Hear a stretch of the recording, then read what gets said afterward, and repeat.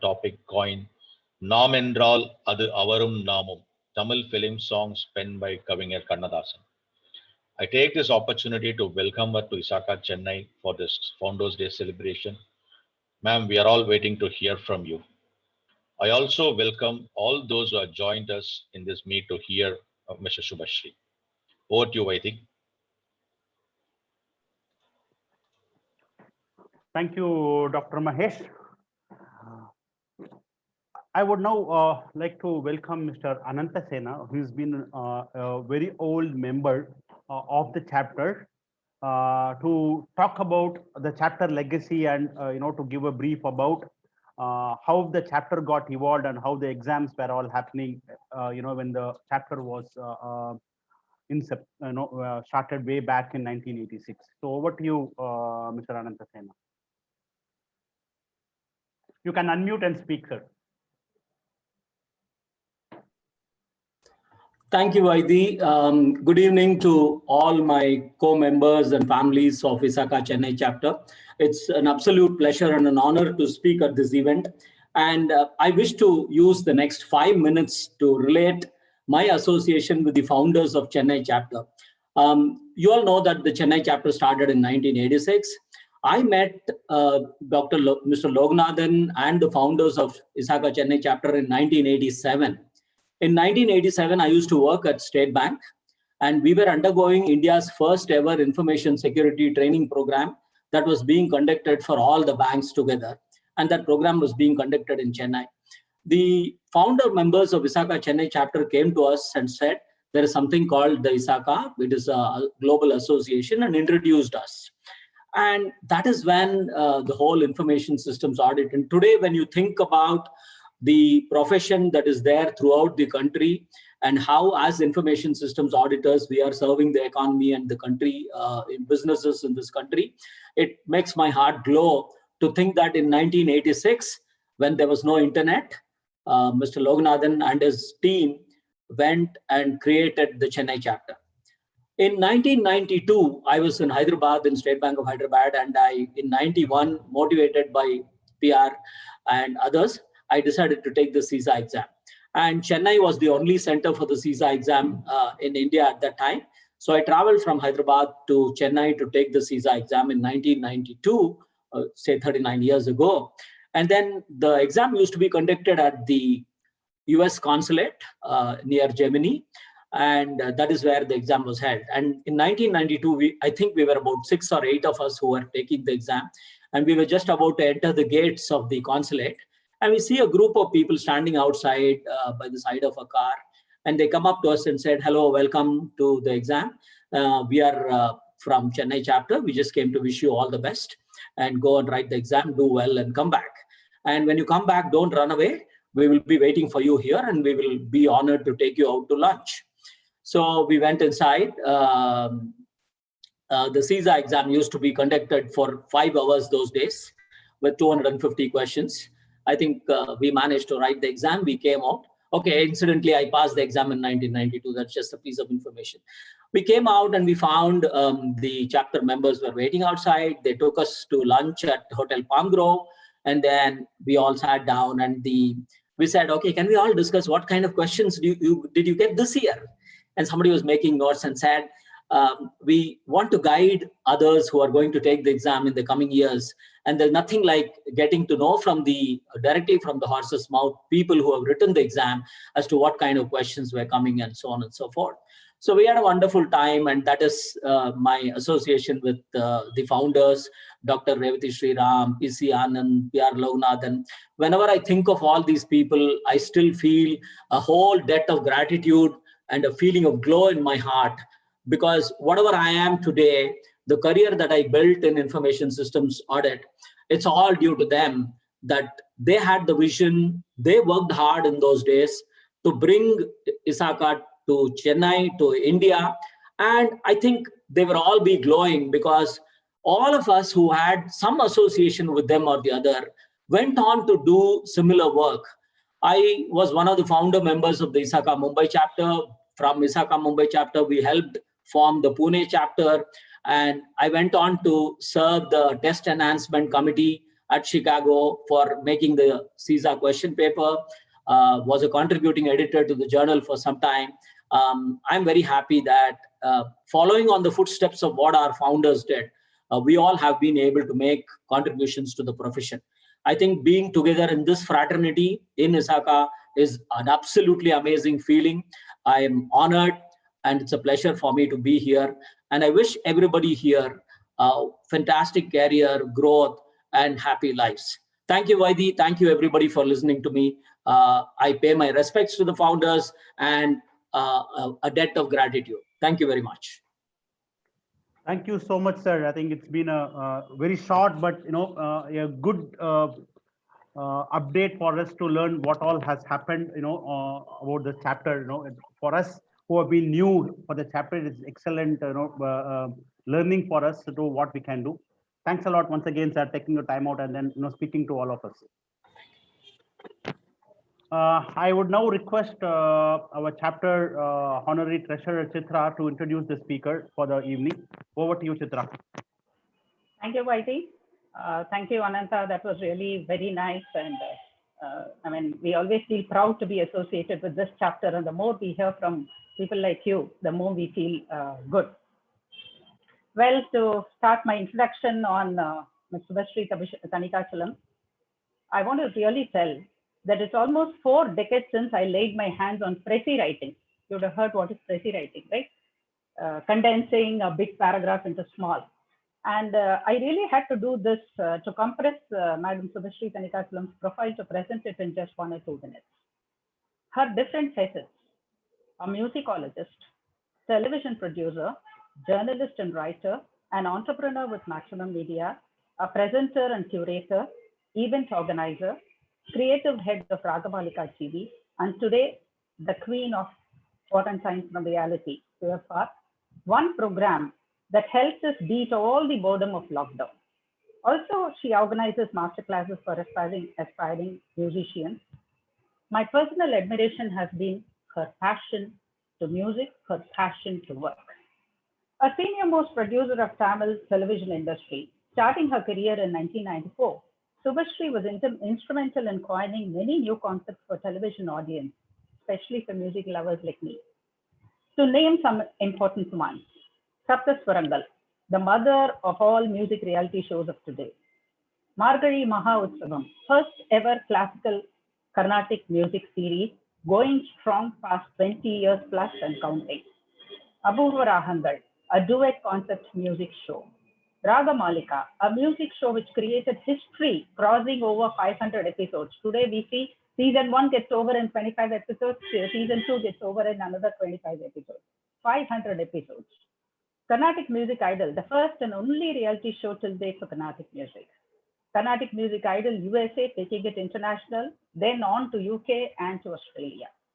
Hariyudan Naan, Yar Anta Naan.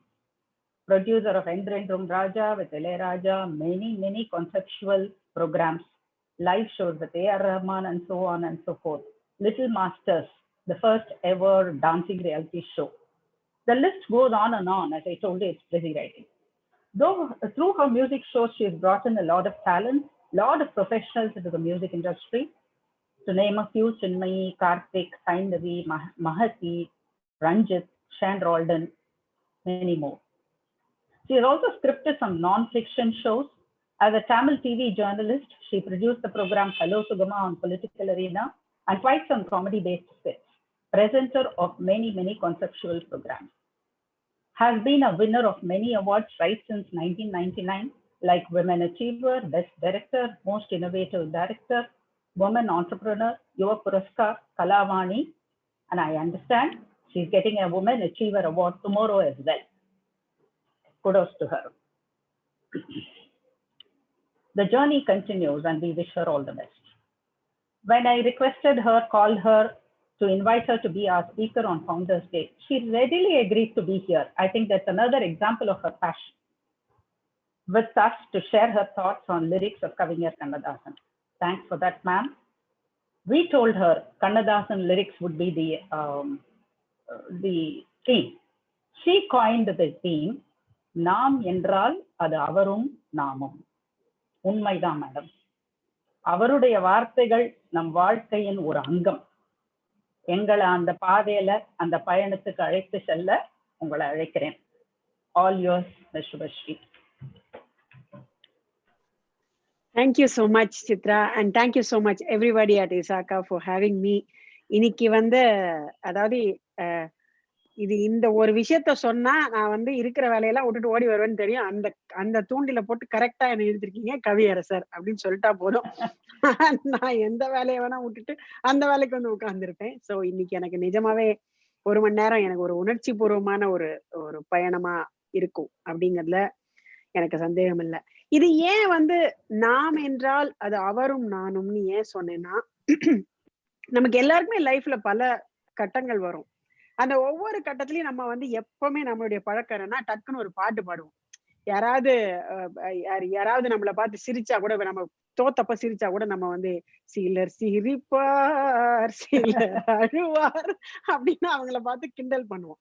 நம்ம வாழ்க்கையில பாட்டுங்கிறது நம்ம கூடவே, எஸ்பெஷலி சினிமா மியூசிக்.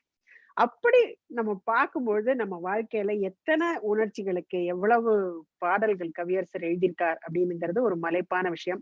அவருடைய வாழ்க்கையில எவ்வளவோ சம்பவங்கள், அதுல சிலதுதான் நான் கியூஃபார்ல சொல்லியிருக்கேன், பலது சொல்லாம இருக்கு. அதெல்லாம் இன்னைக்கு இசாகாவில இந்த நாம் என்றால் அது அவரும் நாமும் அப்படின்னு சொல்றேன். மத்தவங்களை பத்தி எனக்கு தெரியாது. நான் அப்படிங்கிறது சுபஸ்ரீ அப்படிங்கிறத ஒரு பாதியா பிரிச்சுட்டா அதுல முழுக்க முழுக்க கவியரசர் மட்டும்தான் இருப்பார். மத்த இடத்துலதான் மத்தவங்க எல்லாருக்கும் கொஞ்சம் கொஞ்சம் இடம் இருக்கு. அந்த அளவுக்கு என்னை ஆக்கிரமித்த ஒரு கவிஞர். என் வாழ்க்கையில நான் எனக்கு பாக்கியம், கிட்டாத பாக்கியம் அப்படின்னு ஒண்ணுன்னா அவரை ஒரு தடவை கூட சந்திக்கல, அவரோட ஒரு போட்டோ எடுத்துக்கல. இதுதான் என்னுடைய வாழ்க்கையில ஒரு பெரிய குறை. இந்த குறையோடையதான் என் வாழ்க்கை இருக்க போகுதுங்கிறது ஒரு பெரிய வருத்தம். அவருடைய வாழ்க்கை எப்படி ஆரம்பிச்சிருக்கு, நம்ம இப்படி சொல்றோமே, அவரை நம்ம இவ்வளவு ரசிக்கிறோமே, எவ்வளவு அழகா நம்ம வாழ்க்கைக்கு ஏத்த விஷயத்த அவருடைய முதல் கவிதையிலேயே சொல்லியிருக்காரு தெரியுமா? அவர் எழுதுறார் அவருடைய முதல் கவிதை, கலங்காதிரு மனமே உன் கனவெல்லாம் நனவாகும் ஒரு தினமே அப்படின்னு தான் அவருடைய கவிதை பயணத்தையே அவர் ஆரம்பிக்கிறார். எவ்வளவோ நம்பிக்கை இழந்தவர்களுக்கு இந்த ஒரு வரிய கேட்டா போறோம், வாழ்க்கையே திருப்பி துளிச்சு எழுந்து உட்காந்துரும். அந்த மாதிரி ஒரு அற்புதமான கவிதையோட தன்னுடைய பயணத்தை ஆரம்பிக்கிறார். இந்த ஃபோர்தாட், இந்த மாதிரி ஒரு தீர்க்க தரிசனத்தோட அவர் ஆரம்பிக்கிற பயணத்துல அவர் எப்படி முடிக்கிறார் பாருங்க. இதெல்லாம் தான் இயற்கையின் செயல்னு சொல்லுவோம். எப்படி முடிக்கிறார்? உனக்கே உயிரானேன் என்னாலும் என்னை நீ மறவாதே அப்படின்னு முடிக்கிறார் கண்ணே கலைமானேல. யாரால அவரை மறக்க முடியும்? நமக்கெல்லாம் உயிரானவர் கவிஞர். அதனாலதான் அவரே அப்படி எழுதி முடிக்கிறார். இந்த உணர்ச்சி பூர்வமான கவிதை கண்ணே கலைமானே எழுத வரும்பொழுது, ராஜா சாருடைய ஸ்டுடியோல இந்த பாட்டை எழுத வரும்போது வெளியில கண்ணப்பன் சார்னு ஒருத்தர் இருப்பார், அவருடைய கூட வருவார். அவர்கிட்ட சொன்னாராம், இதுதான்டா என்னுடைய கடைசி பாட்டு, இனிமே நான் சினிமாக்கு எழுத மாட்டேன்டா அப்படின்னு சொன்னாராம். அப்போ ஒன்னும் அவருக்கு உடம்பு சரியில்லாம எல்லாம் ஒண்ணும் இல்லை, நல்லாதான் இருந்தார். அப்போ அவருடைய தமிழ் அவருக்கு சொல்லியிருக்கு, இதுதான் கடைசியா எழுத போற பாட்டு அப்படின்னு சொல்லியிருக்கு. அந்த அளவுக்கு தமிழே அவருக்கு கூடவே குடி வந்திருக்கு. அதனாலதான் உனக்கே உயிரானேன் என்னாலும் என்னை நீ மறவாதே எழுதிட்டாரு. அடுத்த லைன் நமக்கெல்லாம் பொருந்தும், நீ இல்லாமல் எது நிம்மதி, நீதான் என்றும் என் சந்நிதி. அதுதான் நமக்கு கவியரசர். அவர் இல்லாம நமக்கு நிம்மதி கிடையாது. அந்த மாதிரி ஒரு அற்புதமான ஒரு கவிஞர். இந்த ஒரு சம்பவத்தினாலதான் பல பேருக்கும் தெரிஞ்சிருக்கலாம், இதுதான் ராஜா சாருக்கு கவியரசர் எழுதின கடைசி பாடல், அதோட அவர் சினிமால எழுதிட்டாரு. அந்த மாதிரி இருந்துடக்கூடாது ஹிஸ்டரி, இந்த மாதிரி ஆயிடக்கூடாது. அவர் என் ஸ்டுடியோக்கு எனக்காக எழுதின பாட்டோட முடிஞ்சிடக்கூடாதுங்கிறதுக்காகத்தான் அவர் எழுதி வச்ச ஒரு கவிதையை மறுபடி இன்னொரு படத்துல எடுத்து டியூன் பண்ணார் ராஜா சார். அந்த பாட்டு கடைசி பாட்டா இருக்கட்டும் அப்படின்னு சொல்லிட்டு, அந்த பாட்டு கூட அர்த்தம் பொதிந்த கவியரசருடைய வாழ்க்கைக்கான கவிதை. தேவன் தந்த வீணை அதில் தேவி செய்த கானம், தேடும் கைகள் தேடினால் அதில் நாதமின்றி போகுமோ அப்படின்னு எழுதுறார். அது அவர் எழுதி வச்ச கவிதை தொகுப்புல இருந்து ராஜா சார் எடுத்து டியூன் பண்றார். சோ அபிஷியலா பாத்தீங்கன்னா அவருடைய கடைசி திரைப்பட பாடல்ங்கிறது தேவன் தந்த வீணை அதில் தேவி செய்த கானம். இப்ப நம்மளுடைய குழந்தை பருவம் அப்படின்னு சொல்லும் பொழுது, இந்த குழந்தையில எல்லா குழந்தைங்களுக்கும் இந்த விளையாட்டு பருவம் சொல்ல, அந்த விளையாட்டு பருவ பாடல்கள்ல கூட அவர் ஒரு விளையாட்டு பருவ பாடலை எழுதினார்னா அதுல இன்னசென்ஸ் எப்படி வைப்பாருன்னா கவிதையில காம்ப்ரமைஸ் இல்லாத இன்னசென்ஸ் வைக்கணும். இப்பெல்லாம் வந்து கேஷுவலா எழுதுறோம்னு சொல்லிட்டு எழுதுறாங்களே, அந்த கேஷுவல் வார்த்தைகளை நம்ம காது கொடுத்து கேட்க முடியல. ஆனா கவிதையில காம்ப்ரமைஸ் பண்ணாத இன்னசென்ஸ் தான் கவியரசரின் வரிகள். ஆத்தோரம் மணல் எடுத்து அழகழகாய் வீடு கட்டி தோட்டமிட்டு செடி வளர்த்து ஜோராக குடியிருப்போம் அப்படின்னு வாழ்க்கை வாழ்வதற்கே படத்துல ஒரு பாடல் எழுதுறாரு. அதுல அழகா ஒரு சரணம் வரும். கையகலம் கதவிருக்கும், காற்று வர வழி இருக்கும், வழி மேலே விழி இருக்கும், வந்தவர்க்கெல்லாம் இடம் இருக்கும் அப்படின்னு எழுதுறாரு. இது ஒரு கிராமத்துல ஒரு கல்யாண காட்சியை 2 குழந்தைகள் பாடுறதாக எழுதுறது. இதுல எவ்வளவு இன்னசென்ஸ், அந்த குழந்தைகளுக்கு தேவையான இன்னசென்ஸ இந்த பாட்டுல அவர் சொல்றாரு. அந்த இன்னசென்ஸை தாண்டி எல்லாரும் வாங்க அப்படின்னு பரந்த மனசோட அந்த குழந்தைகள் கூப்பிடணும். எல்லாரும் வாங்க கல்யாணத்துக்கு, இடம் இல்லைங்கிறதுக்காக இப்பெல்லாம் சொல்றாங்க சின்ன மண்டபம் 100 பேருக்கு தான் இன்விடேஷன் கொடுத்துருக்கோம், நீங்க எல்லாம் கொஞ்சம் பாருங்க, முடியலன்னா பரவாயில்ல ஜூம்ல பாத்துக்கலாம் அப்படின்ற லெவலுக்கு இன்னைக்கு நம்ம வந்துட்டோம். நம்ம கல்யாணம் எல்லாம் இப்ப அந்த லெவலுக்கு போயிடுச்சு. ஆனா அந்த கவிதையில எவ்வளவு அழகான விருந்தோம்பலை சொல்லியிருக்காரு. 2 குழந்தைகள் பாடும்பொழுது அந்த விருந்தோம்பலை சொல்றாரு. அதுல அது எழுதும் போது அதுல ஒரு சின்ன சோகம் இழையோடுதுன்னா, அப்ப அந்த படத்துல அதே கவிதைக்கு இன்னொரு அர்த்தம் இன்னொரு இடத்துல அவர் வைக்க போறார் அப்படின்னு அர்த்தம். அந்த சூட்சுமம் தான் அந்த கதவு இவ்வளவுதான் இருக்கு, அது வழியா பார்க்க இருந்தாலும் வாங்க எல்லாரும் அப்படின்னு இந்த குழந்தைங்க பாடுறாங்களே, என்ன இந்த குழந்தைய அவ்வளவு பாசிட்டிவா பாடலையே அப்படின்னு நமக்கு தோணுது. இந்த படத்தை பார்த்தவங்களுக்கு தெரியும், வாழ்க்கை வாழ்வதற்கு பின்னாடி கொஞ்சம் சோகங்கள்லாம் நடக்கும். அந்த சோகத்துக்கு இதே டியூன், இதே மெட்டுக்கு அவர் வார்த்தைகளை ஸ்லைட்டா மாத்தி எழுதுறார். உலகமெங்கும் மனநாளாம், உலகத்திலே 4 கண்கள் மட்டும் உறங்காதாம் அப்படின்னு எழுதுறாரு. அந்த 4 கண்கள் இந்த 4 குழந்தைகள், இந்த 2 குழந்தைகளுடைய 4 கண்கள். கதவிடுக்கல பார்த்து வாங்க அப்படின்னு சொன்ன அந்த குழந்தைகள் எல்லாரும் தூங்குறாங்க, நமக்கு மட்டும் தூக்கம் இல்லையேன்னு பருவம் அடைஞ்சு சொல்றத அந்த குழந்தை கவிதையில ஆரம்பிச்ச இன்னசென்ஸை இந்த காதல்ல கொண்டு முடிக்கிறார் கவியரசர். இந்த வேலையை அவர் நிறைய பாடல்ல பண்ணுவார். ஒரே டியூனுக்கு 2 வகையான கவிதைகள் எழுதும் பொழுது அந்த கவிதைக்குள்ள அவர் வைக்கிற அர்த்தம் இருக்கே, அது எப்படி ஒரு டியூன் கேட்கும்போது ஒரு கவிதை வர்றதே கஷ்டம். அவருக்கு 2 வரும், 3 வரும், 4 வரும். அவர் ஒரு பாட்டுக்கு 56 பல்லவி எழுதியிருக்காரு. இது எத்தனை பேருக்கு தெரியும்னு தெரியாது. ஒரு பாட்டுக்கு மட்டும் 56 பல்லவி எழுதுறாரு. 56 பல்லவியில எதை எடுக்கிறது எதை வைக்கிறதுன்னு தெரியாம மெல்லிசை மன்னர் திரு முழிக்கிறாராம். அந்த மாதிரி எழுதுறாரு. இதே மாதிரி இப்ப நான் சொன்ன மாதிரி ஒரே சிச்சுவேஷனுக்கு 2 பாடல்கள் எழுதுறாரு. எத்தனை ஜென்மம் எடுத்தாலும், எத்தனை பிறவிகள் வந்தாலும் இந்த பாட்டுக்கு ஈடா இன்னொரு பாட்டு கிடையாது அப்படின்னு பல பேரும் அடிச்சு சொல்லக்கூடிய பாடல் தான் நெஞ்சம் மறப்பதில்லை, அது நினைவை இழப்பதில்லை. நெஞ்சம் மறப்பதில்லை, அது நினைவை இழக்கவில்லை. இந்த பாட்டு வந்த கதை சில பேருக்கு தெரிஞ்சிருக்கலாம், தெரியாதவங்களுக்காக சொல்றேன். 6 மாதங்கள் காத்திருக்காங்க இந்த படத்தோட குழுவினர். ஸ்ரீதர் சார் கோச்சிட்டு போயிடுறாரு, பாட்டே வேணாம் போயா, உங்கள்கிட்ட பாட்டே வர மாட்டேங்குது, கன்றாவி, எனக்கு பிடிக்கவே இல்லை அப்படின்ட்டு போறாரு. மெல்லிசை மன்னர் போய் சமாதானம் பண்ணி கூட்டு வர்றார். இதுல ஒரு சின்ன மெல்லிசை மன்னர் டி கே ராமமூர்த்தி, அவங்க 2 பேருக்குள்ள சமாதானத்துக்கு போறதுங்கிறது விஸ்வநாத் சார் தான். டி கே ஆர் சார் வந்து அவரை விட கோபம் ஜாஸ்தி. அவங்க 2 பேருக்குள்ள அது ஒரு பிரச்சனை வேற இருக்கு. இவர் போய் சமாதானம் பண்ணி இன்னைக்கு வந்துரும் பாட்டு, இன்னைக்கு வந்துடும் அப்படின்னு சொல்லி ஸ்ரீதர் சாரை கூட்டு வரவே இல்லை பாட்டு. கடைசியா ஒரு டியூன் வந்து உழுது. 6 மாசத்துக்கு அப்புறம் இந்த ஒரு பாட்டுக்காக அந்த படமே காத்துக்கிட்டு இருக்கு. அப்படி வந்ததுனாலதான் அந்த பாட்டுக்கு அழிவே கிடையாது, மரணமே கிடையாது. நெஞ்சம் மறப்பதில்லை பாட்டும் இப்ப நான் சொன்ன அதே மாதிரிதான். 2 வகையான காட்சிக்கு பொருத்தமான வரிகள் ஒரே டியூன்ல கவியரசர் வைக்கிறார். காலங்கள் தோறும் உன்மடி தேடி கலங்கும் என் மனமே, அதை காற்றினிலும் பெரும் கனவினிலும் நான் காண்பதும் உன்முகமே அப்படின்னு இவங்களுக்கு இந்த சந்தோஷமா இருக்கும்போது எழுதுறது. அப்படியே அந்த பக்கம் சோகமாகும் போது, ஒரு பொழுதேனும் உன்னுடனே நான் உயிராய் இணைந்திருப்பேன், அதை இறப்பினிலும் மறுபிறப்பினிலும் நான் உன்னிடம் எப்படி ஒரே டியூனுக்குள்ள இந்த 2 அர்த்தங்கள் வரக்கூடிய பாவங்களை மெல்லிசை மன்னர் டியூன்ல கொடுத்தாலும் அந்த பாவத்துக்கு பொருந்தக்கூடிய 2 வகையான கவிதையை கவியரசர் இந்த பாடல்கள்ல வைக்கிறார். அதனாலதான் நெஞ்சம் மறப்பதில்லை வந்து பாட்டு, சோக பாட்டு கேட்டா அழுக வருது நார்மல். ஆனா ஹாப்பி சாங்க கேட்டாலே பாதி பேர் ஒப்பாரி வச்சிட்டு இருப்பாங்க. கண்ணுல இருந்து ஒலின்னு தண்ணி சொய் கொட்டும். இப்படி எல்லாம் பாட்டு கேட்பாங்க. நான் கூட யோசிச்சிருக்கேன் சின்ன வயசுல, என்ன இது நல்ல பாட்டு, சந்தோஷமான பாட்டு, எதுக்கு அழறாங்கன்னு தெரியும். ஆனா அது ஒரு முள்ளு தைக்குது இல்ல மனசுல.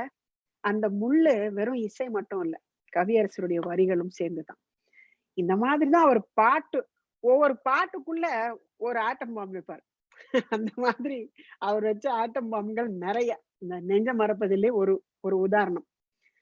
வாழ்க்கையை மாத்துறதுன்னு நம்ம சொல்றோம்ல, நாம் என்றால் அது அவரும் நானும். வாழ்க்கையை மாத்துறாருன்னு சொல்றோமே, அவருடைய கவிதை எப்படி வாழ்க்கையை மாத்தும்? ஒரு மரணத்தையே தவிர்த்திருக்கார் கவியரசு. இது நிறைய பேருக்கு தெரிஞ்சிருக்கலாம், தெரியாதவங்களுக்காக. அவருடைய ஒரு பாட்டு கேட்கலன்னா இன்னொரு கவிஞர் நமக்கு இருந்திருக்க மாட்டார். வாலி ஐயா வேலை இல்லாம தற்கொலை பண்ணிக்கிற லெவலுக்கு போயிட்டார்.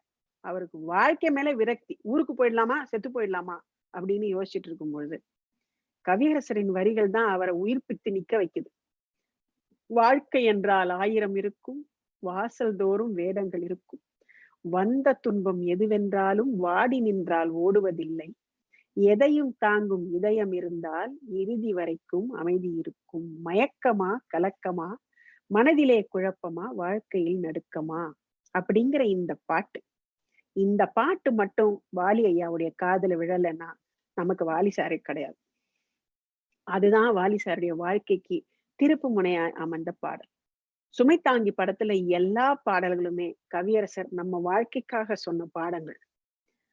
ஊருக்கென்று வாழ்ந்த நெஞ்சம் சிலைகளாகலாம், உறவுக்கென்று விழிந்த உண்டம் மலர்களாகலாம், யாருக்கென்று அழுத போதும் தலைவனாகலாம். யாருக்காவது அழறாங்களா நம்ம தலைவர்கள்? நம்ம தான் தலைவர்களை பார்த்து ஓன்னு அழுதுட்டு இருக்கோம். இப்போ யாருக்கென்று அழுத போதும் தலைவனாகலாம், குணம் குணம் அது கோவில் ஆகலாம், மனிதன் என்பவன் தெய்வமாகலாம் அப்படின்னு அதே சுமைதாங்கி படத்துல எழுதுறாரு. சுமைதாங்கியில எல்லா கவிதைகளுமே இந்த மாதிரி அழகா அர்த்தங்கள் தொனிக்க எழுதக்கூடிய கவிதை. ராதைக்கேற்ற கண்ணனோ, சீதைக்கேற்ற ராமனோ, கோதைக்கேற்ற கோவலன் யாரோ, அழகு கோட்டைக்கேற்ற காவலன் யாரோ அப்படின்னு இந்த வரியை எழுதும் போது அவருக்கு அவ்வளவு எதிர்ப்பான். கோதைக்கேற்ற கோவலன் அப்படின்னு எழுதின வரிக்காக அவருக்கு பல்வேறு பட்டங்களில் எதிர்ப்பு வந்ததா. கோதைக்கு கோவலனுக்கு என்ன சம்பந்தம்? கோதைக்கு கண்ணன் தானே வரணும் மறுபடியும். அதனால அப்படி எழுதக்கூடாது அப்படின்னு சொன்னாங்க. ஆனா தன்னுடைய எழுத்து மேல இருந்த ஆணித்தரமான நம்பிக்கை, இப்படி இருந்தா இருக்கட்டும், இல்லட்டா இந்த பாட்டை வேற யாராவது வச்சு எழுதி வச்சுக்கோங்க அப்படின்னு சொல்லி அந்த பாட்டை விட்டதாக சொல்லுவாங்க. இந்த மாதிரி அழகழகான கவிதைகள் அவர் எழுதும் போது அவர் நம்ம வாழ்க்கையோட இணையக்கூடிய பல தருணங்கள் இல்ல. ஒண்ணு முக்கியமா சில படங்கள் நம்ம சொல்லுவோம் லேண்ட்மார்க் பிலிம்ஸ் அப்படின்னு சொல்லுவோம். ஆக்டிங்கா, மியூசிக்கா, எல்லா வகையிலயும் லேண்ட்மார்க் அப்படின்னு சொல்றோம். அந்த மாதிரி ஒரு லேண்ட்மார்க் பிலிம் அப்படின்னு பலரும் நினைக்கிற படம் கர்ணன். கர்ணன் படத்துல நிறைய கான்ட்ரவர்சிஸ் இருக்கு. கர்ணனுடைய சரித்திரத்தை அப்படியே எடுக்கல, பந்துலு சார் நிறைய மாத்தினார், அது நடிகர் திலகத்துக்காக செய்யப்பட்ட மாற்றங்கள் அப்படின்னு சில பேர் சொல்லுவாங்க. ஆனா அதையெல்லாம் தாண்டி ஒரு பிரம்மாண்டமான திரை காவியமா இன்னைக்கு வரைக்கும் கர்ணன் நம்ம மனசுல நிக்குது. அதுக்கு கண்டிப்பா கண்டிப்பா கண்டிப்பா நடிகர் திலகம் தான் 100%. ஆனா அதுக்கு ஈக்குவலா விஸ்வநாதன் ராமமூர்த்தி அவர்களின் இசையும் கவியரசரின் வரிகளும். மழை கொடுக்கும் கொடையோ 2 மாதம்னு ஆரம்பிச்சு அவர் கர்ணனுடைய கொடைய வர்ணிக்க சொல்ற வரிகள் ஒவ்வொன்றும் மெய் சிலிர்க்கும். என்ன கொடுப்பான் எவை கொடுப்பான்னு ஆரம்பிச்சு அவர் சொல்லும்போது, பொன்னும் கொடுப்பான் பொருள் கொடுப்பான், போதாது போதாது என்றால் இன்னும் கொடுப்பான், இவையும் குறைவென்றால் எங்கள் கர்ணன் அப்படின்னு சொல்லிட்டு கிளைமேக்ஸ் எழுதுவார். படத்தோட கிளைமேக்ஸ் அடுத்த லைன், தன்னை கொடுப்பான் தன் உயிரும் தான் கொடுப்பான் தயாநிதியே அப்படின்னு அந்த படத்துடைய கிளைமேக்ஸ அந்த வரியில எழுதுறார். 1000 கரங்கள் நீட்டி அணைக்கின்ற தாயை போற்றி அப்படிங்கிறத கேட்கும் பொழுது ஒரு கோவில்ல ஒரு ஸ்லோகம் கேட்கிற ஒரு ஃபீலிங். ஒரு எல்லாரும் கூடி இருக்கிற இடத்துல ஒரு தியான மண்டபத்துல பல பேரும் சேர்ந்து கோஷம் போடும்போது அந்த மந்திர கோஷத்துக்கு உண்டான சக்தி 1000 கரங்கள் நீட்டி கேட்கும் போது நமக்கு வருதே, அதுதான் கவியரசரின் ஆணித்தரம். அதுதான் அவருடைய வார்த்தைகள் நமக்கு செய்யற ஜாலம். கர்ணனுடைய கதையில இருந்த பல கான்ட்ரவர்சியில முக்கியமான ஒண்ணு எல்லாரும் சொன்னது, சரித்திரப்படி சுபாங்கி கர்ணன் மேல பெரிதா காதல் கொண்டவள் அல்ல. இது சில பேர் சரித்திரப்படி சொல்லுவாங்க. அவங்களுக்கு வந்து கர்ணன்னா இன்னும் பெருசா பிடிக்காது, ஒரு ஈடுபாடு இல்ல அப்படின்னு சொல்லுவாங்க. இப்படி ஒரு ஒரு இது போயிட்டு இருக்கு. ஆனா கர்ணன் படத்துல நம்ம அப்படி சிவாஜி சாரை விட தேவிகா அம்மா தான் ஜாஸ்தி காதல் கொண்டு இருப்பாங்க கர்ணன் மேல. அப்ப ஆனாலும் அந்த கேரக்டருடைய இந்த நிஜம்னு சொல்றாங்களே, அந்த கேரக்டரை எப்படினாவது நம்ம கவிதையில காட்டணும் அப்படின்னு கவியரசர் நினைக்கிறார். அதை காட்டுறதுக்கு தான் அந்த இரவும் நிலவும் மலரட்டு மேல அவர் ஒரு அழகான வார்த்தை விளையாட்டு விளையாடுறாரு. இரவும் நிலவும் மலரட்டுமே பாட்டை கேட்டீங்கன்னா, வழக்கமா ஒரு ஒரு தமிழ் பெண் என்னெல்லாம் வார்த்தைகள் பாடணுமோ அதையெல்லாம் ஒரு ஆண் பாடுவார். வழக்கமா ஒரு வீரமான ஒரு ஆண் என்னெல்லாம் பாடணுமோ அதையெல்லாம் அந்த பெண் பாடுவா. இப்ப நான் அப்படி சொல்லும் போது உங்களுக்கு புரியாது. இப்ப நான் சொல்லி பிரிச்சு சொல்லும் போது உங்களுக்கு புரியும். இரவும் நிறவும் மலரட்டுமே நம் இனிமை நினைவுகள் அப்படிங்கறத ஃபர்ஸ்ட் வந்து இவங்கதான் பெண் தான் பாடுறாங்க. தரவும் பெறவும் உதவட்டுமே நம் தனிமை சுகங்கள் பெருகட்டுமே. இதெல்லாம் இந்த ராணி, நீ ஒரு ராணி, நான் ஒரு ஒரு குறுநில மன்னன், நம்மளது வந்து இது பப்ளிக்கா வேணா தனிமை சுகங்கள் பெருகட்டுமே அப்படின்னு எழுதுறாரு. அத ஆண் பாடுறதா வைக்கிறாரு கவியரசர். சரணம் தான் உச்சம். ஆசையில் நெஞ்சம் துடிக்கட்டுமேன்னு பெண் சொல்றா, அதில் அச்சமும் கொஞ்சம் இருக்கட்டுமேன்னு ஆண் சொல்லுவார். ஏன்னா அவ சுபாங்கி, அவ ராணி, அவளுக்கு வந்து இந்த அச்சமடம் நாணமெல்லாம் ஒண்ணும் பெருசா தெரியாது. அவ கொஞ்சம் கர்வமானவ. அதனாலதான் அந்த லைன்ல கரெக்டா அதை எழுதுறாரு. ஆசையில் நெஞ்சம் துடிக்கட்டுமேன்னு பெண் சொல்லுவா, இவ அதில் அச்சமும் கொஞ்சம் இருக்கட்டுமேங்கிறார். அடுத்த லைனு அவ அடுத்த கட்டத்துக்கு போறா.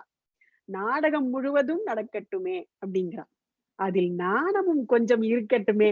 அவசரப்படாத அவசரப்படாத, நீ ராணிதான், நான் இல்லைன்னு சொல்லல, அவசரப்படாத, அதில் நாணமும் கொஞ்சம் இருக்கட்டுமே அப்படின்னு நடிகர் திலகம், அதாவது TMS ஐயா பாடுவார்.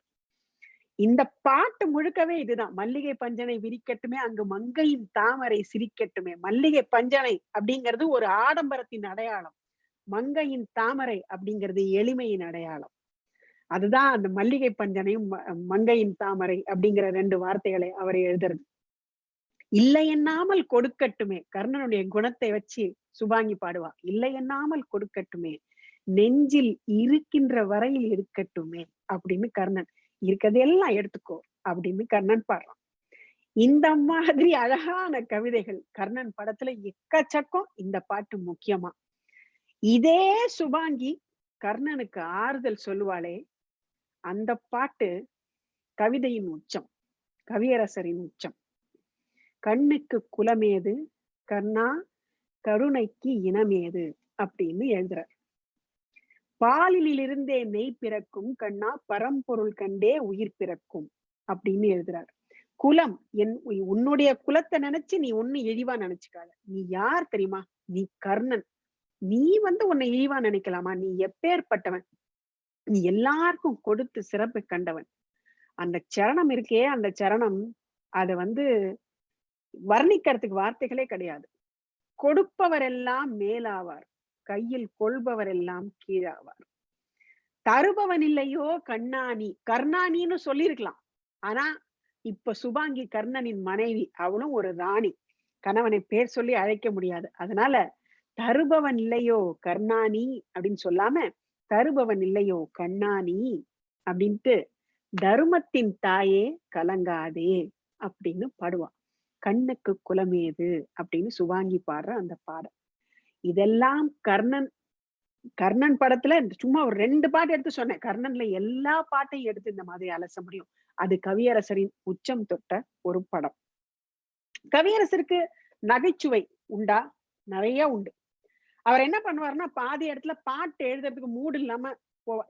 இது வந்து அவங்க குடும்பத்தார் சொன்ன சம்பவங்கள்ல இருந்து நான் ஷேர் பண்ற விஷயங்கள். பல இடங்களுக்கு போகும்போது அவர் கவிதை எழுதுறதுக்கு சரியான மூடு செட் ஆகலைன்னா அப்படியே தட்டி கழிச்சுட்டே வருவார். போக மாட்டார். போலாம் அப்புறம் போலாங்கிற மாதிரி. PS வீரப்பா சார் உங்களுக்கு தெரியும், PSV பிக்சர்ஸ் அப்படின்னு ப்ரொடக்ஷன் கம்பெனி வச்சிருந்தார்.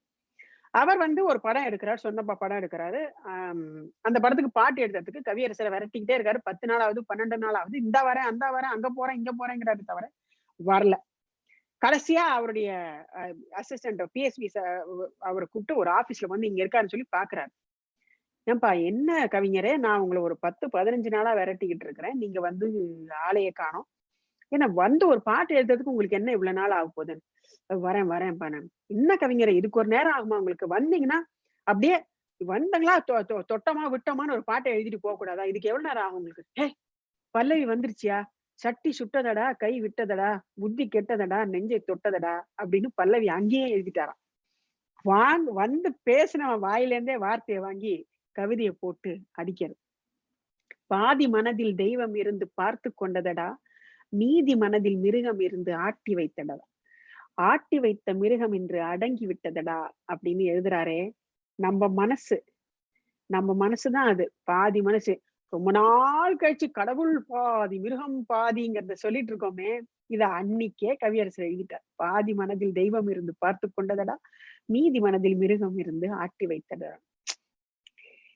இந்த மாதிரி எவ்வளவோ சம்பவங்கள். இதே மாதிரி ஒரு சுவாரஸ்யமான சம்பவம் தான் கேபி சார் கூட அவரு கூட நடந்தது. கேபி சாருடைய ஒரு படத்துக்கு ப்ரிவியூ பார்த்துட்டு பாக்குறாரு. இந்த சந்தர்ப்பத்துல ஒரு பாட்டு வேணுமே எனக்கு அப்படின்னு கேபி சார் எக்ஸ்பிளைன் பண்றாரு. என்ன மாதிரி எழுதுறது, இந்த பல்லவியை எப்படி எழுதுறது, இந்த கதையே இந்த பல்லவியில வரணும் அப்படின்னு கேபி சார் கேட்கிறாரு. இந்த கதை என்ன கதை அப்படிங்கறத எனக்கு சொல்லுங்கன்னா சொல்றாரு. சொன்ன உடனே அந்த கதையவே பல்லவியில வைக்கிறாரு. முதல் 4 வார்த்தைகள், 4 வரி கூட கிடையாது, முதல் 4 வார்த்தைகள்லயே அந்த கதைய சொல்லிடுறாரு. அவர் எழுதின அந்த முதல் 4 வார்த்தைகள், வரவு 8 அணா, செலவு 10 அணா, அதிகம் 2 அணா, கடைசியில் துந்தனா. இதுதான் பாமா விஜயத்தின் கதை. பாமா விஜயத்துக்கு கவியரசர் எழுதியிருக்கிற இன்னொரு அற்புதமான கவிதை, ஆணிமுத்து வாங்கி வந்தேன் ஆவணி வீதியிலே. இந்த பாட்டை கேட்கிறவங்களுக்கு 3 மருமகள்கள் பாடுறாங்க இந்த பாட்டை. அப்படி என்ன இருக்கு இந்த பாட்டுல? ஏதோ முத்து வாங்கினா அது இதுன்னு பாடிட்டு இருக்காங்களே அப்படின்னு நீங்க நினைக்கிறீங்க இல்லையா? இந்த பாட்டுக்குள்ள எவ்வளவு உள்ளர்த்தம் வச்சிருக்காரு தெரியுமா? 3 மருமகள்கள் இருக்காங்க. மூத்தவ ரொம்ப பொறுப்பானவ, அடுத்தவ கொஞ்சம் லெஸ் பொறுப்பு, கடைசியத்துவ ரொம்ப விளையாட்டானவ. இந்த குணாதிசயங்களை, இந்த 3 மருமகளுக்குள்ள இருக்கிற குணாதிசயங்களை இந்த பாட்டுல கவிதையா கவியரசர் வைக்கிறார். மூத்த மருமக சொல்றா, ஆணிமுத்து வாங்கி வந்தேன் ஆவணி வீதியிலே, அள்ளி வைத்து பார்த்திருந்தேன் அழகு கைகளிலே. அப்படியா அக்கா, நீங்க ஆணிமுத்து வாங்கினீங்களா? சரி. உடனே அடுத்தவளுக்கு என்ன ஆசை? நூலை எடுக்கவும் மாலை தொடுக்கவும் நேரம் இல்லை அடியோ, கொடுங்களேன், நான் ஒரு மாலையா கட்டி போட்டுக்கிறேனே அப்படிங்கிற அவசர கொடுக்க அடுத்தவ கேட்கலாம். இது பல்லவி. இதா இச்சரணத்துக்கு வருது. உடனே இவ இப்பதான் மாலை கோத்துக்கிறேன்னு கேட்டாலே, உடனே இவ மேல அவங்களுக்கு அந்த மூத்தவ ஒரு சின்ன பழிய போடுறா. எண்ணி வைத்தேன் 7-8 முத்துக்கள் காணவில்லை அப்படின்னு பெரியவ பழி போடுறா. உடனே சின்னவ பதறா, ஐயோ அத நான் பார்க்கலைக்கா, ஏறிட்டும் நான் அதை பார்க்கவில்லை, மார்பிலும் நான் அள்ளி சூடவில்லை அப்படின்னு பாடுறா. அப்படியா? உடனே அப்படியா, நீ எடுக்கலையா? அப்ப அந்த கன்னத்துல என்னடி முத்து வண்ணம்? அந்த கன்னத்துல ஏதோ ஒரு முத்தா ஒண்ணு தெரியுது, அந்த கள்ளத்தலத்திலும் மில்லுதடி, அந்த கள்ளத்தனத்திலும் மின்னுதடி அப்படின்னு அவ கேக்குறா. நீ தேடி இருக்கிற மாதிரி இருக்கே, ஏதோ கள்ளத்தனம் தெரியுது அப்படின்னு. உடனே கடைசி அவ வந்துடுறா. அவக்கு இந்த வாங்கி கொடுக்கவும் தாங்கி பிடிக்கவும் முத்துக்கள் போல் நெஞ்சில் மின்னுதடி. நான் இல்லக்கா, நானும் இல்லை, நீங்களும் இல்லை, நாங்க எல்லாரும் நிரபராதிகள், அந்த முத்து நாங்க எடுக்கவே இல்லை, இது செவந்தது அப்படின்னு சொல்றான். உடனே முத்தெல்லாம் கிடைச்சிருச்சு அந்த மருமகளுக்கு. 1 முத்து, 2 முத்து, 3 முத்து, 4 முத்து, அம்மம்மா அப்படின்னு அத்தனை முத்தையும் சேர்த்துட்டா. இப்ப 3 மருமகளும் சேர்ந்து பெண்ணுக்கு எத்தனை முத்தமடி அப்படின்னு பாடுறாங்க. இந்த ஒத்துமையும் இந்த 3 மருமகளுடைய குணாதிசயங்களையும் அழகா இந்த பாட்டுக்குள்ள எப்படி வைக்கிறாரு கவியரசர். ஆச்சரியத்திலயும் ஆச்சரியம். வாழ்க்கையோட ஒட்டி கவிதை எழுதுறதுன்னா இந்த மாதிரி கவிதைகள் தான். அதனால்தான் கவியரசர் நம்ம ஸ்பெஷலா சொல்றோம். கவியரசருக்கு கம்பராமாயணத்தின் மேல் உள்ள ஈடுபாடு, இது எத்தனை பேர் கேட்டிருப்பீங்க, எவ்வளவு இடத்துல கேட்டிருப்பீங்க. அது எப்ப அவருக்கு முழு, அதாவது கடவுள் நம்பிக்கை அற்றவராக இருந்தவர், அவருக்கு கண்ணன் மேல ஈடுபாடு வர்றதுக்கு காரணம் அவர் திருப்பாவை படிச்சது. திருப்பாவை, திருப்பள்ளி எழுச்சி எல்லாம் படிச்சுதான் அவருக்கு ஆண்டாள் மேலையும் கண்ணன் மேலையும் பாசம் அப்படியே ஒரு பக்தரா மாறுறாரு. அதே மாதிரி தமிழை ரசிக்கிறதுக்காக நான் கம்பரை படிப்பேன், கம்ப ராமாயணம்னு கூட வாயத்தை சொல்ல மாட்டார் அவரோட ஏர்லி டேஸ்ல. தமிழை ரசிக்கிறதுக்காக நான் கம்பரை படிக்கிறேன்னு சொன்னவர் கம்ப ராமாயணத்தை படித்த பிறகு தமிழையும் தாண்டி ஹிந்துயிசம் அந்த ஃபாலோயிங்கையும் அவர் ரசிக்க ஆரம்பிச்சார். அந்த கம்பராமாயணத்தோட இன்ஃப்ளூயன்ஸ் எத்தனை பாட்டுல கவியரசருக்கு இருக்கு அப்படின்னா சொல்லிக்கிட்டே போகலாம். முக்கியமான பாடல் ராமனை பார்த்தவர்கள் சொல்வார்கள், தோள் கண்டார் தோளே கண்டார் அப்படின்னு. அதே பாட்டா எழுதுறார் கவியரசர், தோள் கண்டேன் தோளே கண்டேன் அப்படின்னு. ஆனா கம்பர் முதல் வரியோட போயிடுவார். அடுத்த வரியில இருந்து கவியரசர் ஏறி உட்கார்ந்துருவார் அந்த சிம்மாசனத்துல. தோளில் இரு கிளிகள் கண்டேன் அப்படிம்பார். வாள் கண்டேன் வாளே கண்டேன், அது கம்பருடைய கற்பனை. வட்டமிடும் விழிகள் கண்டேன், அது கவியரசருடைய கற்பனை. கம்பரும் கவியரசரும் அப்படியே சேர்ந்து விளையாடி இருப்பாங்க இந்த பல்லவியில. அவ்வளவு அழகா இருக்கும் இந்த கவிதை. கட்டான மேகம் கட்டி வந்த கூந்தல், எட்டாத நிலவு எட்டி வந்த போது அப்படின்னு எழுதுறார். திங்களில் மேனி திங்களில் செவ்வாய், செவ்வாயில் வெள்ளி சேர்த்தெடுப்பேன் அள்ளி. எப்படி பாத்தீங்களா? இதை நீங்க கிழமையுடைய நாட்கள் அப்படின்னு எடுத்துக்கலாம். திங்கள், செவ்வாய், செவ்வாய், வெள்ளி, சேர்த்தெடுப்பு, எல்லா ஸ்லேடைகளையும் இந்த கவிதையில வைக்கிறார். கம்பர்லேந்து ஆரம்பிச்சு காதலாகி ஒரு கவிதை இந்த பாட்டுல ஒரு வருது. இதே மாதிரிதான் அகநானூற்று பாடல்கள். அதாவது இலக்கியத்துல இந்த அகநானூறு தெரிஞ்சவங்களுக்கு தெரியும், தெரியாதவங்களுக்கு சும்மா. அகநானூறுங்கிறது காதலை மையப்படுத்தி வர இலக்கிய பாடல்கள். அந்த அகநானூற்று பாடல்களுக்கு எல்லாமா அந்த மாதிரி அந்த ஒரு நம்ம டான்ஸ்ல பாடுற இந்த பதம் மாதிரி எல்லாம் வார்த்தைகள் எத்தனை கவிதைகள் எழுதியிருக்காரு. அந்த ராமாயணத்துல ஒரு அகலிகை மோட்சம் அப்படின்னு ஒரு பகுதி வரும். ராமனுடைய கால் பட்டு அகலிகைக்கு மோட்சம் கிடைக்குது அப்படிங்கிற மாதிரி. அப்ப அந்த இடத்துல கம்பர் எழுதியிருப்பார், இவ்வண்ணம் இவர் கண்டார் எவ்வண்ணமே அப்படின்னு சொல்லி எழுதியிருப்பார். அந்த வார்த்தையை பிடிச்சிக்கிட்டாரு கவியரசர். ஆஹா, இதை எங்கேயாவது யூஸ் பண்ணணும் அப்படின்னு சொல்லிட்டு கரெக்டா பாசம் படத்துல பால் வண்ணம் பருவம் கண்டு வேல் வண்ணம் விழிகள் கண்டு மான் வண்ணம் நான் கண்டு வாடுகின்றேன் அப்படின்ற பாட்டுல எழுதுறாரு. ஒரு சரணத்துல கமாவே போட்டு கமாவே போட்டு கமாவே போட்டு இவ்வளோ பெரிய சரணம் எழுதுறாரு. பாட்டு அந்த சரணத்துல ஒரு முடிவே வராது. அதாவது நீளமான வரி. மஞ்சள் வண்ண வெயில் பட்டு கொஞ்சம் வண்ண வஞ்சிச்சிட்டு அள்ளி அள்ளி நெஞ்சில் வைக்க ஆசை இல்லையா, அது வரைக்கும் ஒரு வரி.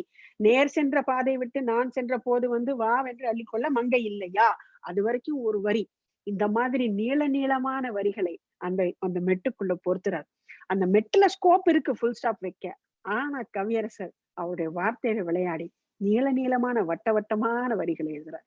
பால் வண்ணம் பருவம் கண்டு வேல் வண்ணம் விழிகள் கண்டு மான் வண்ணம் நான் கண்டு வாடுகின்றேன் அப்படின்னு கவியரசர் எழுதுறார். கவியரசர் எழுதினா அதுக்கு அப்பீலே கிடையாது அப்படின்னு நம்ம எல்லாம் நினைக்கிறோம் இல்லையா?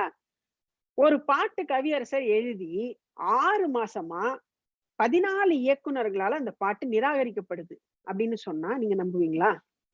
அப்படியா இருக்கு. அவர் ஒரு பாட்டு எழுதியிருக்காரு, ரொம்ப ஆசையா எழுதியிருக்காரு. ஆனா அந்த பாட்டு எல்லா இயக்குனர்களும் இன்வேரியபிளா வேணாம் கவிஞரே, இந்த பாட்டு வேணாம், வேற படத்துல வச்சுக்கலாம் அப்படின்னு சொல்லி தள்ளிக்கிட்டே வராங்க. ஆனா அவருக்கு அந்த பாட்டு ரொம்ப பிடிக்குது. இதை எப்படியாவது வச்சிடணும்னு சொல்லிட்டு அதை கரெக்டா பீம்சிங் சாருடைய படத்துல கொண்டு வைக்கிறார். பீம்சிங் சாருக்கு அந்த பாட்டு ஒன்றும் பெருசா உடன்பாடு இல்லை. என்ன இருக்கு, சரி பார்க்கலாம் வச்சுக்கலாம் அப்படிங்கிற மாதிரி வைக்கிறாங்க. அப்படி எல்லாரும் நிராகரிச்சு அந்த பாட்டு. அப்படி என்ன பாட்டு, அது என்ன அவ்வளவு சுமாரான பாட்டா அப்படின்னா இப்ப நான் சொன்னா எல்லாரும் ஆச்சரியப்படுவீங்க. அப்படி எல்லாராலும் நிராகரிக்கப்பட்ட கடைசியா 6 மாசம் கழிச்சு திரை கண்ட அந்த பாடல், அத்தான் என்னத்தான் அவர் என்னைத்தான் எப்படி சொல்வேனடி அப்படிங்கிற இந்த பாட்டு தான் இத்தனை பேரால நிராகரிக்கப்பட்டு கடைசியா திரை கண்ட அந்த பாடல். ஏனத்தான் என்னை பாரத்தான் அப்படின்னு இந்த பாட்டு முழுக்க அவர் ஒவ்வொரு அத்தான் சொல்லும் போதும் அடேங்கப்பா, இந்த பாட்டை ஏன் வேணாம்னு சொன்னாங்கன்னு புரிஞ்சிருக்காது. பாவ மன்னிப்பு படத்துல தயாரிப்பு நிறுவனம் அவங்க வந்து ஒரு போட்டி வச்சாங்க. ஏவிஎம் நிறுவனம் ஒரு போட்டி வச்சாங்க, இந்த படத்திலேயே மிகச்சிறந்த பாடல் எது அப்படின்னு. அவங்க எதிர்பார்த்தது இந்த படத்துல கொஞ்சம் குத்தா ஒரு பாட்டு இருக்கும், அந்த பாட்டு தான் ரொம்ப பாப்புலர் பாட்டா இருக்கும் அப்படின்னு ஓட்டு வரும்னு நினைச்சாங்க. ஆனா மக்கள் வாக்கெடுப்புல ஜெயிச்சது அத்தான் என்னத்தான். அதுக்கு அடுத்தது எல்லோரும் கொண்டாடுவோம். எல்லோரும் கொண்டாடுவோம்ல என்ன மாதிரி கான்செப்ட் கவியரசர் வச்சிருக்காருங்கிறது நிறைய பேருக்கு தெரிஞ்சிருக்கும். அந்த நாயகன் நடிகர் திலகம் அவர்கள் வந்து பிறப்பால ஒரு இந்து, ஆனா வளர்க்கப்படுவது ஒரு இஸ்லாமியரால. அதனாலதான் அந்த பாட்டுல வந்து எல்லோரும் கொஞ்சம் 2 மதத்தையும் சேர்க்கிற மாதிரி எல்லோரும் கொண்டாடுவோம் அப்படின்னு எழுதுறாரு. சோ அந்த இந்த கதைக்கான கருவியன் அந்த நல்லிணக்கத்தையும் அந்த பாட்டுக்குள்ளேயே அவர் வைக்கிறது. ஆடையின்றி பிறந்தோமே ஆசையின்றி பிறந்தோமா அப்படின்னு கேக்குறாரே, இது நம்ம வாழ்க்கைக்கு எத்தனை வயசானாலும் நம்மளே கேட்டுக்கணும். ஞானம் அப்படிங்கறது ஒரு வருடம் சொல்லுவாங்கல்ல, அது இந்த வரியை கேட்டா வரும். ஆடையின்றி பிறந்தோமே ஆசையின்றி பிறந்தோமா, ஆடவரும் அத்தனையும் ஆண்டவனின் பிள்ளையடா அப்படிங்கிறார். அதே மாதிரி அடுத்த தொகையரால ஆடி முடித்த பின்னே அள்ளி சென்றோர் யாரும் உண்டோ அப்படிங்கிறார். இதெல்லாம் கேட்கும்போது என்னடா ஆட்டம் ஆடிட்டு இருக்கோம், நம்ம தரையில நிக்க மாட்டேங்கிறோம், கிரீடத்தை தலையில வச்சுட்டு சுத்திட்டு இருக்கோம், நம்ம எல்லாம் யாரு அப்படிங்கிற கேள்வி நம்ம கண்ணு முன்னாடி பூதாகாரமா வந்து நிற்கும். அதுதான் கவியரசருடைய மேஜிக். அந்தாதி, அவருடைய அந்தாதி பாடல்களுடைய அழகு நிறைய கேட்டிருப்பீங்க, இருந்தாலும் ஒரு அழக சொல்றேன். அந்தாதியில ஒரு பாட்டை எழுதி திரையில ஜெயிக்க வைக்க முடியுமா அப்படின்னு யோசிச்சுட்டு இருக்கும்பொழுது கேவி சாருக்காக அது எழுதுறார். ஆடி வெள்ளி தேடி உன்னை நான் அடைந்த நேரம், கோடி இன்பம் நாடி வந்தேன் காவிரியின் ஓரம் அப்படின்னு. இது ஒண்ணு எழுதிட்டு அடுத்தது எழுதிடலாம். முழு பாட்டு எழுதுறதுங்கிறது பிரம்ம பிரயத்தனம் அல்லது கவியரசர் பிரயத்தனம் அப்படின்னு வச்சுக்கலாம். இன்னில இருந்து அந்த பேர் வச்சுக்கலாம். ஓரக்கண்ணில் ஊற வைத்த தேன் கவிதை சாரம், ஓசையின்றி பேசுவது ஆசை என்னும் வேதம். வேதம் சொல்லி ஆஹா, இந்த பாட்டு இந்த அந்தாதி ஸ்டைல்ல இந்த பாட்டை அவர் எழுத போய் கேபி சார் அந்த படத்துல இன்னொரு பாட்டு இருக்கு, அதையும் நீங்க அந்தாதியாவே எழுதுங்க கவிஞரே அப்படின்னு சொல்லிதான் அது மனவினைகள் வசந்த கால நதிகளையும் அந்தாதி ஸ்டைல்லயே அந்த பாட்டா வருது.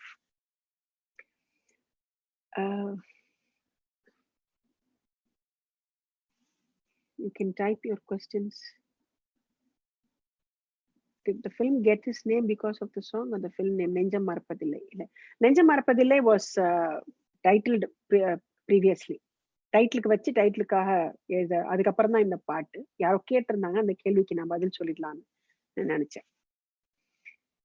ஒரு அழகான பாடல் வருவோம். காதல் பாடல்களை எழுதும் போது இப்ப நம்ம நிறைய பாக்குறோம். யாராவது லவ் பண்ணா அவ போய் உனக்கு மேட்சா, நீ எப்படி இப்படி நீங்க ரெண்டு பேரும் காதலிக்கலாம் அப்படிங்கறத நம்ம சமூகத்துல கேட்கிறோம். அந்த வாழ்க்கையில சகஜமா நடக்கிற ஒரு விஷயத்த அவர் ரோஜா மலரே ராஜகுமாரின்னு ஒரு பாட்டுல எழுதுறாரு.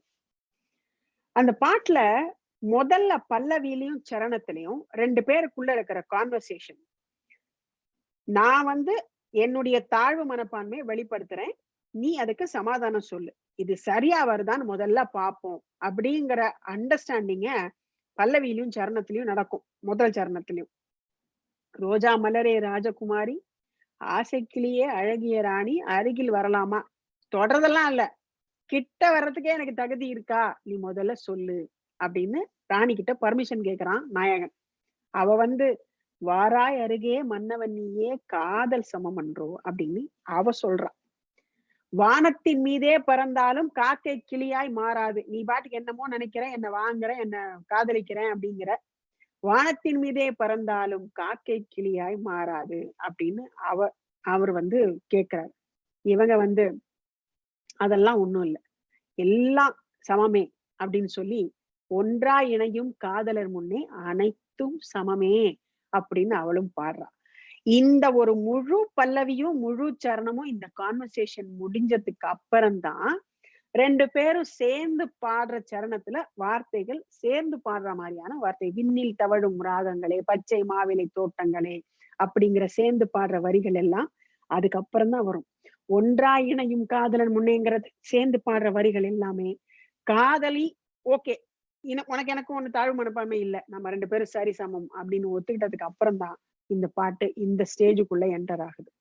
ரோஜா மலரே ராஜகுமாரி கேட்கும்பொழுது அந்த பாட்டு பாடும் போதும் பாருங்க, ஏன்னா நம்ம கவியரசரை பத்தி பேசுறவங்களும் பாடுறவங்களை விட்டுறக்கூடாது.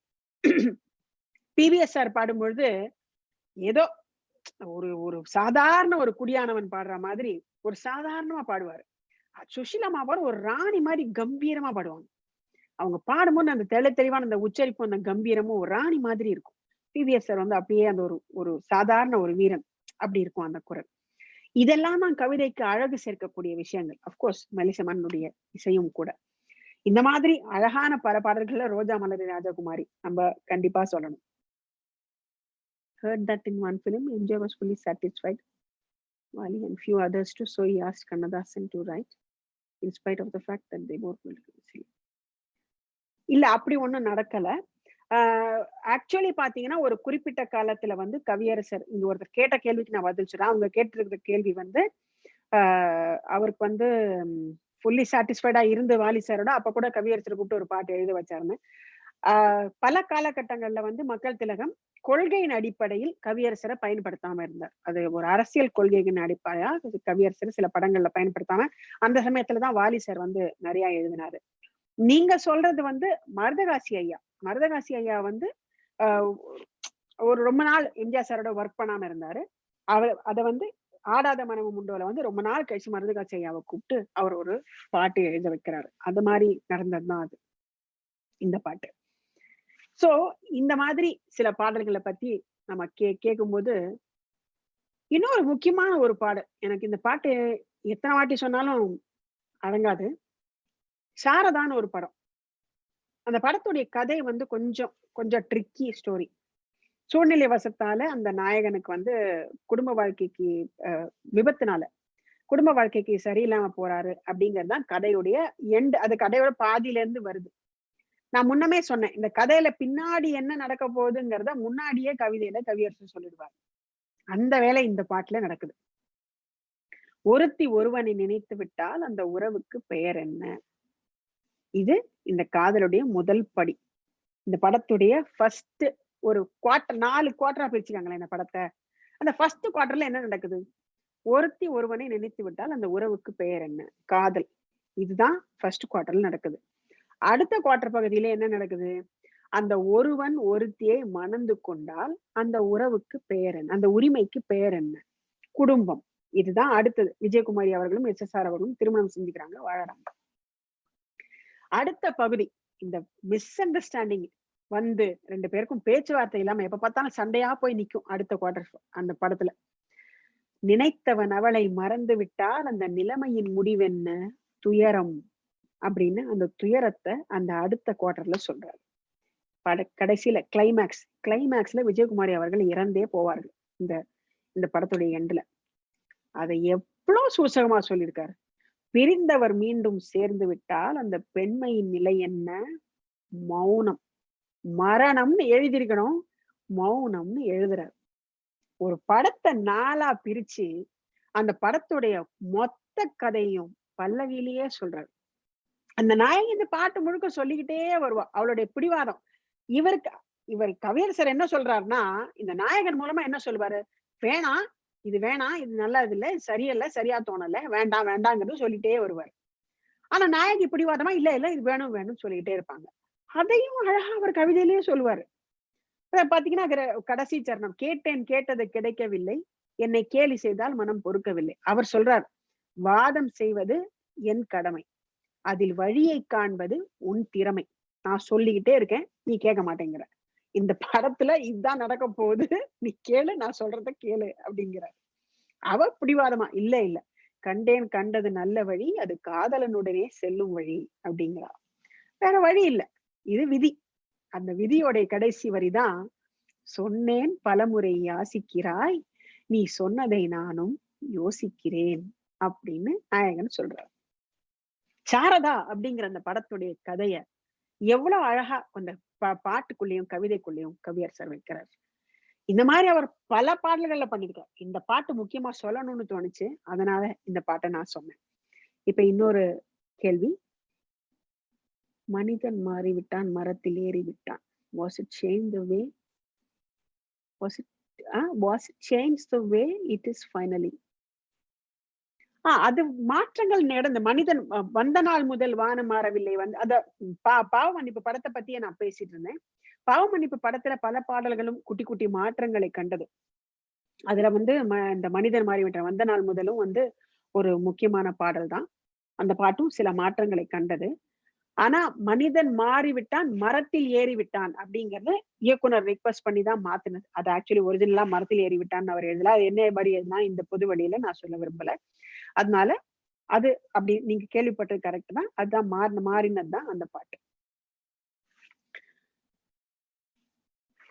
பூவாகி காயாகி கனிந்த மரம் ஒன்று, பூவாமல் காய்க்காமல் கிடந்த மரம் ஒன்று. ஒரு தாய், தாய்மை அடைய முடியாத இன்னொருத்தி. இந்த 2 பேருக்கும் ஒரு வரி, ஆளுக்கு ஒரு வரி எழுதுறார். அந்த 2 வரிகள் தான் இப்ப நான் சொன்ன வரிகள். அன்னை படத்துல குழந்தை பெற முடியாத ஒரு தாய், ஆனா குழந்தைய வளர்க்கிறா. பூவாகி காயாகி கனிந்த மரம் ஒன்று, அது பெற்ற தாய். பூவாமல் காய்க்காமல் கிடந்த மரம் ஒன்று. அது என்ன வார்த்தை பாருங்க, கனிந்த மரம்னு சொல்லல அவர், கிடந்த மரம் அப்படின்னு சொல்றாரு. காய்க்காத மரத்தடியில் தேனாறு பாயுதடா. வளர்த்தவளுக்கு எல்லா வசதியும் இருக்கு, அதனால காய்க்காத மரத்தடியில் தேனாறு பாயுதடா. கனிந்து விட்ட சின்ன மனம் கண்ணீரில் ஆடுதடா. பெத்தவ மனசு கண்ணீரில் ஆடுது அப்படிங்கிறதையும் சொல்றாரு. பெற்றெடுத்தவளுக்கு இது மற்ற சுகம் இல்லை அப்படின்லாம் எழுதுறாரே. அன்னை படத்தின் இந்த கவிதையை கேட்டா பெற்ற தாய்களுக்கும் கண்ணீர் வரும், வளர்த்த தாய்மார்களுக்கும் கண்ணீர் வரும். அந்த மாதிரி ஒரு கவிதை அன்னை படத்துல அவர் எழுதுற இந்த கவிதை. சில பேருடைய வாழ்க்கைய அவர் சூசகமா கவிதையில எழுதியிருப்பார். பல பேருக்கும் தெரிஞ்சிருக்கும் சாவித்ரி அம்மாவோட வாழ்க்கையில நடந்த பல சம்பவங்கள். ரொம்ப நாள் கழிச்சு ஒரு குறிப்பிட்ட பாடலை கேட்கும் பொழுது, அந்த பாட்டை கேட்டுட்டு ஜெமினி சார் சொன்னது, இந்த பாட்டை என்ன நினைச்சு கவிஞர் எழுதினாரோ, இந்த பாட்டு சாவித்ரி அம்மா பாடினது அப்படியே அவ்வளவு பொருத்தமா இருக்கே அப்படின்னு சொன்னார். அப்படி கவியரசர் எழுதிய அந்த பாடல், அப்படி நினைக்க வச்ச அந்த பாடல், 8 அடுக்கு மாளிகையில் ஏற்றி வைத்த என் தலைவன் விட்டு விட்டு சென்றானடி, இங்கு வேறுபட்டு நின்றானடி. இந்த பாட்டு கிட்டத்தட்ட சாவித்ரி அம்மாவோட வாழ்க்கையே சொல்ற மாதிரியான ஒரு பாட்டு தான். முக்கியமா அந்த கடைசி சரணம், காலங்கள் உள்ளவரை கன்னியர்கள் யாருக்கும் இந்த காதல் வர வேண்டாமடி, எந்தன் கோலம் வர வேண்டாமடி அப்படின்னு எழுதுவாரே. நிஜமாவே இப்ப நம்ம எல்லாம் ரீவைண்ட் பண்ணி நினைச்சு பாருங்க. மாநடி படம் பார்த்திருப்பீங்க, சாவித்ரி அம்மாவோட கதை படிச்சிருப்பீங்க. இப்ப நீங்க யோசிச்சு பாத்தீங்கன்னா இந்த வரிகளுடைய ஆழமும் அர்த்தமும் நமக்கு புரியும். தீர்க்கதரிசி, வேற என்ன சொல்றது, கவியரசர் எப்படி இப்படி எல்லாம் எழுதினாரு அப்படின்னு கேட்டா அவர் ஒரு தீர்க்கதரிசி தான். இவ்வளவுதான் டீப்பா எழுதுறாரு கவியரசர், அப்படி எழுதுறதுக்கு ரொம்ப டைம் எடுத்துப்பாரோ, ரொம்ப நேரம் யோசிப்பாரு போல இருக்கு அப்படின்லாம் நினைப்போம் இல்லையா? அப்படி கிடையாது. பல சுவாரஸ்யமான சம்பவங்கள் இருக்கு. 2 சொல்றேன். ஒண்ணு, முதல்ல சும்மா அப்படி கேஷுவலா படுத்துட்டு இருக்காரு ஒரு லாட்ஜ்ல, ஒரு ரூம்ல அப்படி சும்மா ரெஸ்ட் எடுத்துட்டு இருக்காரு கவிஞர். அப்ப போய் அவர் அசிஸ்டன்ட் கேட்கிறாரு, கவிஞரை நீங்க இது வரைக்கும் எழுதுனதுலயே ரொம்ப உங்களுக்கு மனசுக்கு தித்திப்பான பாடல் எது அப்படின்னு கேட்கிறாரு. உடனே கவிஞர் முடிச்சுக்கிறார், இது வரைக்கும் எழுதல, இன்னைக்கு எழுதுறேன் அப்படின்னு எழுதுறாரு. என்ன பாட்டு? பார்த்தேன் சிரித்தேன் பக்கத்தில் அழைத்தேன் உனைத்தேன் என நான் நினைத்தேன் அந்த மலைத்தேன் இதுவென மலைத்தேன். இதுதான் தேன். இந்த தேன் தான் நான் எழுத போற மிக sweetest, the most sweetest song அப்படின்னு எழுதுறாரு. இதெல்லாம் எழுதுறதுக்கு அவருக்கு ஒரு 3 நாள் 4 நாள் அல்லது ஒரு நாள் எல்லாம் இல்லை, 10 நிமிஷத்துல இந்த கவிதை வருது. இந்த மாதிரி டக்கு டக்குன்னு வந்த கவிதைகள் ஏராளம். இசைஞானி இளையராஜா அவர்கள் ஒரு மேடையில சொல்லி நீங்க கேட்டிருப்பீங்க, அவர் எவ்வளவு குவிக்கா பாடல்கள் எழுதுவாருன்னு. அந்த மாதிரி அவர் எழுதின ஜி.கே. வெங்கடேஷ் எக்ஸ்பீரியன்ஸ் வித் தேன் சிந்து தேவானம் சரணம் பேஸ்ட் வர்மை நேம்ஸ். ஓகே, தேன் சிந்து தேவானம் இப்ப நான் சொன்ன மாதிரி எழுதின பாட்டுதான். அதாவது சொல்ல சொல்ல அப்படியே கவிதை கொட்டிக்கிட்டே இருக்கும். தாராரா தேன் சிந்து தேவானம், அப்புறம் தர உனை தர என்னை தாலாட்டுதே தாராரா தாலாட்டுதே, சொல்ல சொல்ல எழுதிட்டே இருப்பாரு. இந்த ஸ்பீடுல கவியரசர் எத்தனையோ பாடல்கள் எழுதியிருக்காரு. இந்த மாதிரி எழுதிய பல பாடல்கள் உண்டு. ராஜா சார் கம்போஸ் பண்றாரு, ஒரு தாரரா ஆயிரம் தாரரா தரரா மலர்களே மலருங்கள், அடுத்த லைனு தாரரா ஓகே அமுத கீதம் பாடுங்கள், அப்புறம் தாரரா மறுபடியும் அதே போடு பாடுங்கள், ஓகே நீ காதல் தேவன் காவியம், அப்புறம் தாரரா நில்லுங்க நீங்க எங்க வரீங்கன்னு தெரியும், நீங்களோ நாங்களோ நெருங்கி சொல்லுங்கள் அப்படின்னு டக்கு டக்குன்னு அந்த பல்லவியை முடிச்சுட்டு போயிட்டே இருந்துட்டாரா. இந்த மாதிரி ஸ்பீட்ல அவர் எழுதினது பல பாடல்கள். அந்த பாட்டுடைய கவிதை செறிவை நினைச்சா ஆச்சரியமா இருக்கும். இதே மாதிரிதான் அவர் வந்து ஹம்மிங் ஆரம்பிக்கும் போது ஓகே அழகே அழகு தேவதை அப்புறம் கம்போசருக்கு டியூன் பண்றதுக்கு கூட டைம் கொடுக்காத அளவுக்கு அவர் அவ்வளோ ஸ்பீடுல கவிதைகள் எழுதுவார். அந்த மாதிரி ஒரு மாயாவி கவியரசர் கண்ணதாசன் அவர்கள். Was not the Abhimanyu song adapted from Alvar பாசுரம்? ஆழ்வார் பாசுரத்துல அடாப்டேஷன் சொல்ல முடியாது. பார்த்தேன் சிரித்தேன் வந்து ஆழ்வார் பாசுரத்தோட அடாப்டேஷன் கிடையாது, இன்ஸ்பிரேஷன் தான்.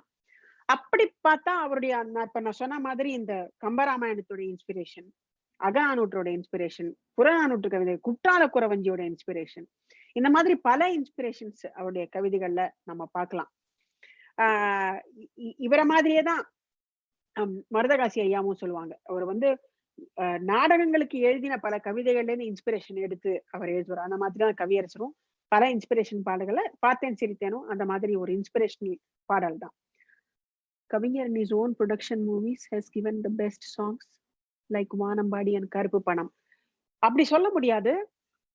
வானம்பாடி கருப்பு பணம் எஸ், அம்மம்மா கிளடி தோழி எல்லாம் நல்ல பாடல்கள் தான். ஆனா கவிஞருடைய பெஸ்ட் கவிதைகள் அப்படின்னு நீங்க பாத்தீங்கன்னா பாவரிசை படங்கள்ல முக்கியமா மெல்லிசை மன்னர்கள் விஸ்வநாதன் ராமமூர்த்தி அவர்களுடைய இசையில பாத்தீங்கன்னா கவியரசருடைய best, some of the best கவிதைகள் அவங்களுடைய இசையில வந்திருக்கும். பிரிஞ்சு போனாங்க இல்லையா, மெல்லிசை மன்னர்கள் பிரியறாங்க. 66ல 1000ல் ஒருவனோட போரும்பா, நான் என் வழியை பாத்துக்கிறேன், நீங்க உங்க வழியை பாத்துக்கோங்க அப்படின்னு சொல்லி 2 பேரும் சுமூகமா பிரியறாங்க. இந்த பிரிவை யார அதிகமா பாதிச்சதோ இல்லையோ கவியரசரை ரொம்ப பாதிச்சது. அதனால அவர் சேர்த்து வைக்க முயற்சி செஞ்சதெல்லாம் சொல்லுவாங்க, அதுக்கெல்லாம் ஆதாரம் கிடையாது, அதனால அதை பத்தி நான் பேசல. அப்படி அந்த பாதிப்பு தான் அவங்க பிரிஞ்சு மெல்லிசை மன்னர் தனியா வந்தப்புறம் கலைஞரை விளக்கத்துல அந்த பாடல் வருது. அந்த பாடலை எழுதினது யாரு, அது பஞ்சவர்ணாசலம் எழுதினாரா சில கவியரசர் எழுதினாரான்னு சொல்லுவாங்க. 2 பேரும் அவருக்கு அசிஸ்டண்டா இருந்தவங்க தான், யார் எழுதினாலும் சரிதான். அந்த பிரிவு, அந்த பிரிவோட வேதனையின் வெளிப்பாடுதான் கலைஞரை விளக்கத்துல வந்த என்னை மறந்ததேன் தென்றலே சென்று நீ என் நிலை சொல்லி வா. நீங்க பிரிஞ்சதுல அதிகமா வாடுறது நான் தான், என்னை பத்தி மறந்துட்டு நீங்க 2 பேரும் இப்படி பிரிஞ்சிட்டீங்களே, எனக்கு இல்லையா வருத்தம், என்னை மறந்ததேன் தென்றலே சென்று நீ என் நிலை சொல்லி வா அப்படின்னு கலைஞரை விளக்கத்துல எழுதுறார். கவியரசருக்கு மெல்லிசை மன்னர் மேல் உள்ள பாசம் அது ஒரு வசனமே சொல்லுவாங்க. கவியரசர் மரணம் அடைஞ்சப்போ மெல்லிசை மன்னருக்கு மக்கள் திலகம் வந்து மெல்லிசை மன்னருக்கு சொல்லி அனுப்புறாரு அவருடைய ரெசிடென்ட், யாராவது போய் அவர் வீட்டுல பத்திரமா பாத்துக்கங்க, இந்த அதிர்ச்சியை தாங்கி அவர் உயிர் வாழ்வாரான்னு எனக்கு பயமா இருக்கு அப்படின்னு சொன்னாராம். அந்த அளவுக்கு ஈருடல் ஓர் உயிரா வாழ்ந்தவர்கள் மெல்லிசை மன்னரும் கவியரசரும். அதனால இங்கதான் பெஸ்ட் வந்தது அங்கதான் பெஸ்ட் வந்ததுன்னு கிடையாது, நிறைய பெஸ்ட் கவிதைகள் இருக்கு.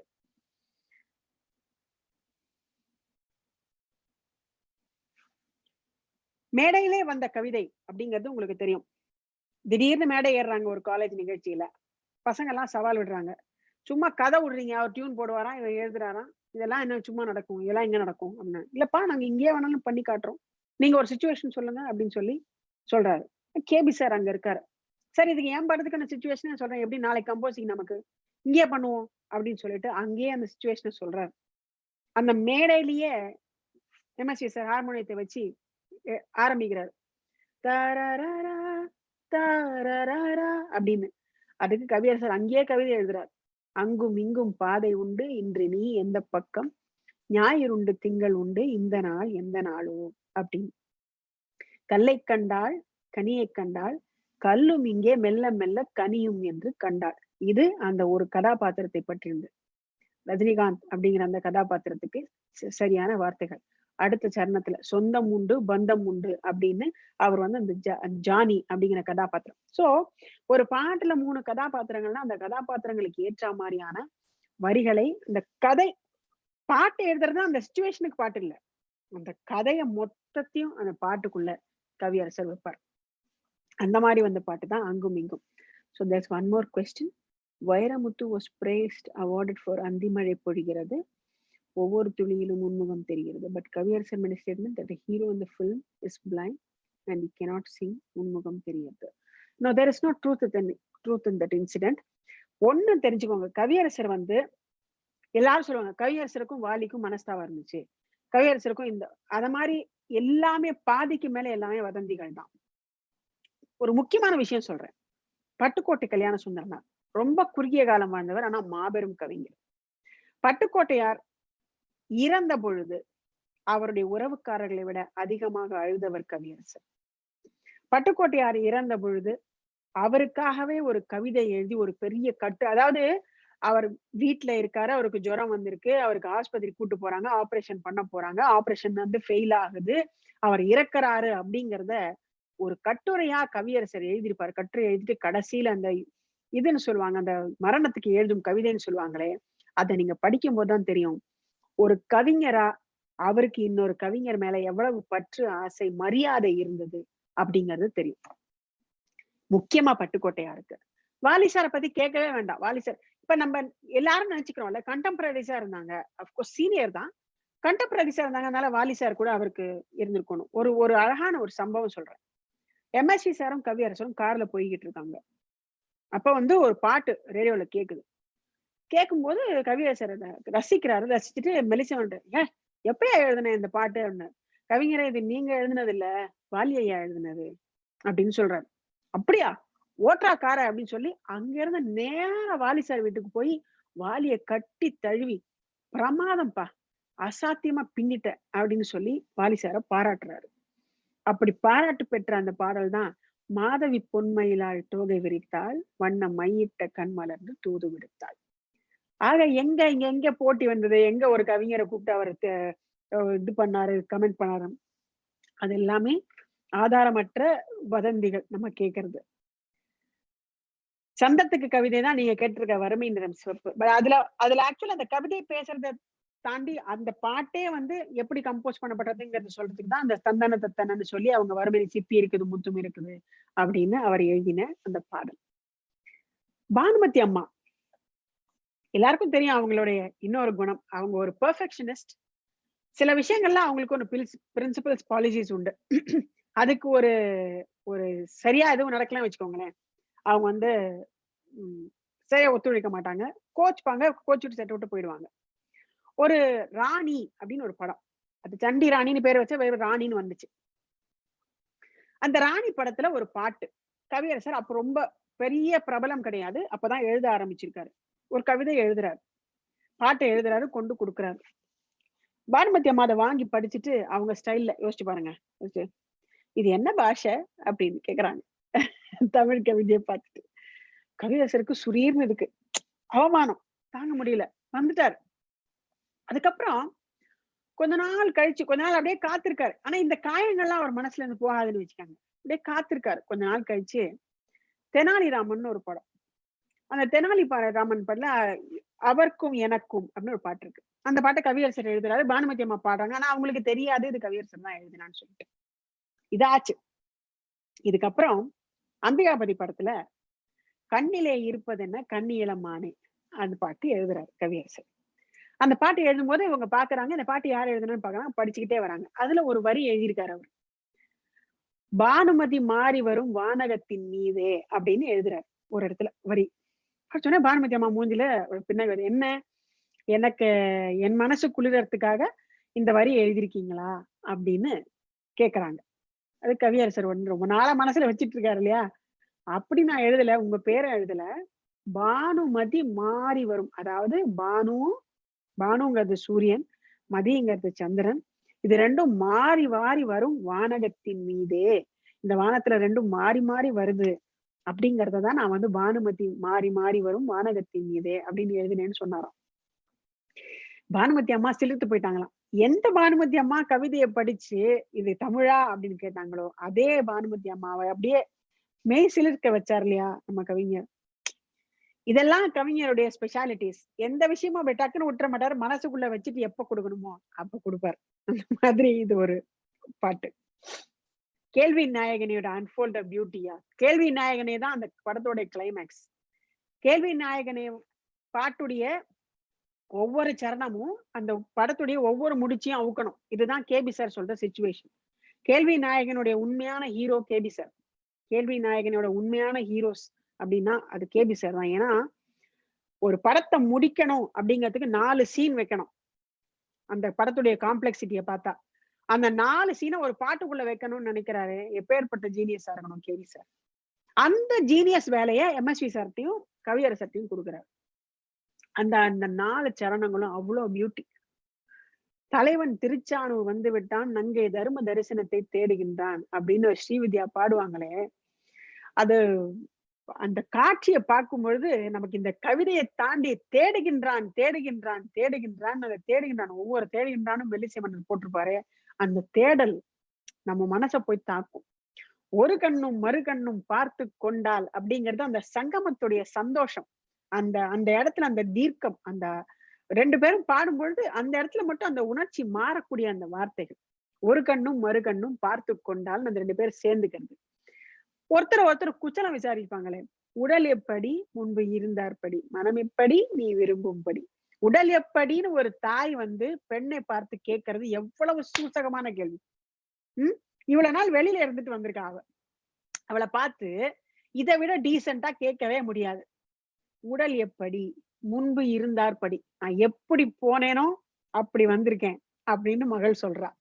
மனம் எப்படி, இனிமே எப்படி இருக்க போற, என் கூட வந்துட்டியே இனிமே எப்படி இருக்க போற, நீ விரும்பும்படி அப்படின்னு சொல்றான்.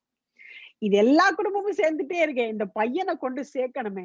அதுக்கு பழனி மலையில் உள்ள வேல்முருகா, சிவன் பல்லாண்டு ஏங்கி விட்டான் வா முருகா, பிடிவாரம் தன்னை விட திருமுருகா, கொஞ்சம் பிரியத்துடன் பக்கத்து இருமுருகா அப்படின்னு சொல்லி அந்த மகனையும் சேர்த்து வைக்கிறான். ஒரு பாட்டு அந்த கிளைமேக்ஸ்ல 4 குடும்பங்களையும் அந்த 4 முடிச்சுக்களையும் அவுக்கக்கூடிய ஒரு கிளைமேக்ஸ். அந்த கிளைமேக்ஸுக்கு இந்த ஒரு பாட்டு. இந்த வித்தை சாத்தியமானது அந்த 3 மேதைகள். ஒண்ணு கேபி சார், இன்னொன்னு மெலிசெமன், இன்னொன்னு கவியரசர். கேள்வி நாயகனே இதான் அதோட அன்ஃபோல்ட் என்ன பியூட்டி. அதுல அன்ஃபோல்டே பண்ண வேண்டாம், அந்த பியூட்டி இஸ் ஆல்ரெடி தேர். அது பார்த்தாலே தெரியும். Chitra Murali, I think I have answered you. அதே அபூர்வ ராகங்கள்ல அந்த 7 ஸ்வரங்களுக்குள் வந்த கதை உங்க எல்லாருக்கும் தெரிஞ்சிருக்கலாம். ரொம்ப நேரமா காத்திருக்காரு கேபி சார், வரல, இறங்கி வரவே இல்லை. பாட்டு வருமான்னு சந்தேகம் வருது. தூங்கிட்டு இருக்காரு பொறுமை போகுது. ஆனா அந்த மாதிரி ஒரு நீண்ட தூக்கத்துக்கு பிறகு வந்து அவர் எழுதுறாரே அந்த வரிகள்.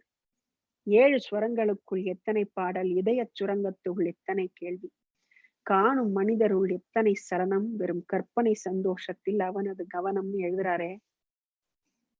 தூங்கிட்டு எழுந்து வந்த மாதிரியா இருக்கு இந்த கவிதையை கேட்கும்போது. அவர் நல்லா தூங்கிட்டு எழுந்து வந்து இந்த மாதிரி ஒரு கவிதை எழுதியிருக்கார்.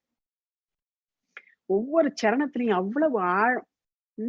எனக்காக நீ அழுதால் இயற்கையில் நடக்கும், நீ எனக்காக உணவு உண்ண எப்படி நடக்கும், நமக்கென்று பூமியிலே கடமைகள் உண்டு, அதை நமக்காக நம் கையால் செய்வது நன்று. இதை விட அழகா எப்படி வாழணுங்கிறத யாராலையும் சொல்லியிருக்கவே முடியாது. இந்த 7 ஸ்வரங்களுக்குள் ஒவ்வொரு சரணமும் ஒரு பாடம்.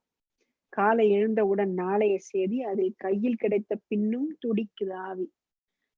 ஏன் என்ற கேள்வி ஒன்று என்றைக்கும் தங்கும், மனிதன் இன்பத் துன்பம் எதிலும் கேள்விதான் மிஞ்சும் அப்படிங்கிறாரே. இந்த கேள்விதான் மிஞ்சும்ங்கிறதான் ஒரு நூலா பிடிச்சுக்கிட்டு கேள்வி நாயகனே அப்படின்னு அந்த கிளைமேக்ஸ் பாட்டுக்கு கனெக்ட் பண்றாரு கவியரசர். அபூர்வங்களே ஒரு காவியம். அதுல இந்த 2 பாடல்களும் என்ன சொல்றதுன்னே தெரியாது.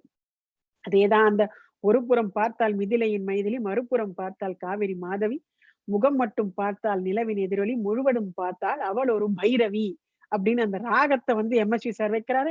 அந்த கேரக்டருடைய பேரை கவியரசர் வைக்கிறாரு. ஐயோ, இந்த படம் ஒரு நீக்கமர மனசுல நிறைஞ்ச ஒரு காவியம். மிஸ் அண்டர்ஸ்டாண்டிங் வந்திருக்கா எம்எஸ்வி சாருக்கும் கவியரசருக்கும் வந்து நிறைய சண்டை போட்டிருக்காங்க, நிறைய மிஸ் அண்டர்ஸ்டாண்டிங் வந்திருக்கு. ஆனா அது எல்லாமே ஊழல்கள் தான். அந்த மாதிரி ஒரு அழகான ஊழல்ல விளைஞ்ச ஒரு பாடலும் இருக்கு. தூங்கிடாதீங்க, கரெக்டா டைமுக்கு வந்துருங்க அப்படின்னு இயக்குனர் சொல்றாரு. தூங்கிடாதீங்க, கரெக்டா டைமுக்கு வந்துருங்க அப்படின்னு இயக்குனர் சொல்றாரு. ஆனா அதையும் மீறி முந்தின நாள் நைட்டு லேட்டா முழிச்சு வேலை பாக்குறாரு கவியரசர். தூங்கிடுறாரு, வரல. வெயிட் பண்றாரு இயக்குனர். வரல. கோவம் வந்துருது இயக்குனருக்கு. அப்போ வந்து எம்எஸ்வி சார் ஒரு மாதிரி போட்டு கொடுத்துட்றாரு. நான் சொன்னேன் தூங்கிடுங்க சீக்கிரம் வந்துருங்கன்னு சொல்லி அவர் கேட்கல.